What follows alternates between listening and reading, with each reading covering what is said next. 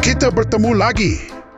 Presiden Bersatu Tan Sri Muhyiddin Yassin mengambil keputusan meletakkan jawatan sebagai Pengerusi Perikatan Nasional berkuat kuasa 1 Januari 2026.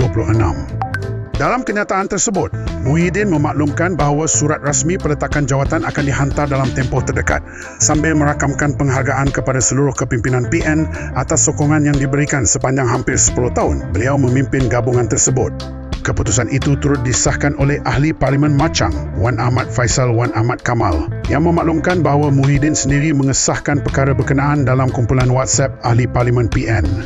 Menurut Wan Faisal, keputusan itu dibuat sebagai respon kepada desakan Datuk Wan Saiful Wan Jan, Ahli Parlimen Tasek Gelugo, yang menggesa Presiden Bersatu itu bertanggungjawab atas kemelut politik di Perlis.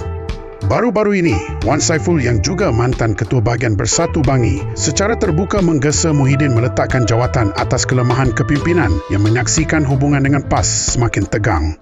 Atas desakan dan tekanan berterusan, akhirnya Muhyiddin mengambil keputusan berundur sebagai Pengerusi PN sekaligus pelan peralihan kuasa dalam Bersatu mungkin akan berlaku dalam waktu terdekat. Sementara itu, Ahli Parlimen Pasir Mas, YB Fadli Syari, menyifatkan keputusan Tan Sri Muhyiddin Yassin untuk meletakkan jawatan sebagai Pengerusi PN sebagai satu tindakan bijak dan tepat, khususnya ketika gabungan itu memerlukan momentum baharu menjelang pilihan raya umum ke-16. Dalam satu kenyataan di Facebook, Fadli berkata, keputusan tersebut membuka ruang kepada penyusunan semula kepimpinan PN, termasuk rombakan organisasi bagi memperkukuh gerak kerja dan kesiapsiagaan gabungan itu menghadapi cabaran politik akan datang.